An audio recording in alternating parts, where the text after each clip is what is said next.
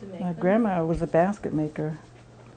Camilla Sockalexis Thomas. She was a basket maker herself, and she raised me up till I was about 6 years old. And I used to see her making baskets. And she had her own tools. She had all that fit into her small hand, because she was very dainty and with a sharp blade. So I grew up, looking at her making the basket. And I think that probably was one of the reasons why I ended up making basket, from following her. I was living up in the woods, and there was hardly any place to get sweetgrass, and birch bark seemed to be the next thing to gather. So I was able to gather birch bark and try to finagle some kind of a basket out of it, and to do it in the shape of a Molly Molasses hat. And so the idea struck me, and I began to work on it, and it came out just right. So I was really glad to do one of them, and then I proceeded to do several more. So that's how that came out.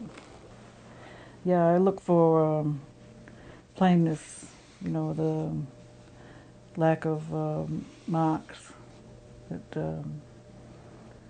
are always evident in birch bark. And then I look for length, see how long it will be when I'm going to gather bark. I want to know how long, it can be, how big a basket it can be through the length of the bark.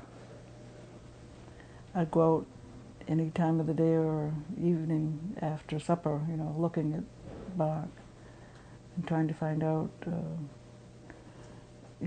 if I find a good one, I want the marks showing on the bark, on the outer bark, because that's where you get into trouble, is you have a lot of eyes looking at you and stuff like that, So yeah, it's a certain time of the day that you do that. And during the seasons, I have snowshoes. I've been out gathering bark in the snowshoe weather, like in March, going out there and trying to harvest bark, which is very cold sometimes. We wedge it off very carefully, because I don't want to disturb the inner bark, which is like a layer of fine sand, or whatever you want to call it. But if it gets to be cut in any way, it kind of destroys your artistic ability to, make a form out of it. So it's tricky. No, I never go back to the same place where I've taken a tree from. I figured I would leave them alone, let them grow, and not bother them. So it's been my luck that I've had good fortune to find nice trees to make things out of. Only if you attach it to a woodshed and nail it on. Yeah, because it's going to go on its own to curl up, and they will curl up, because I know I've experienced every bark that is curled. Yeah, so you nail it to the side of the woodshed, and that way it'll keep it flat till you get ready to use it.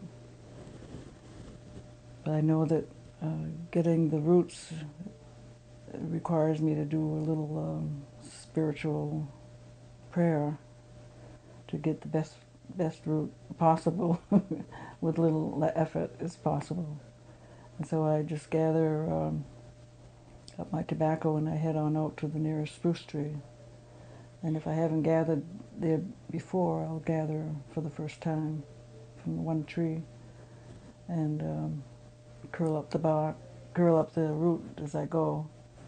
Yeah, this one came through pretty well.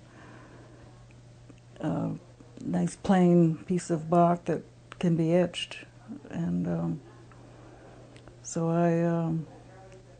It's one of a series of 4 that have the same motif that this one does. Well, I'd like to see it flourish and give back, some of the time and effort it takes to make something. You know, give back enough to support somebody's family. That seems to me like a good idea.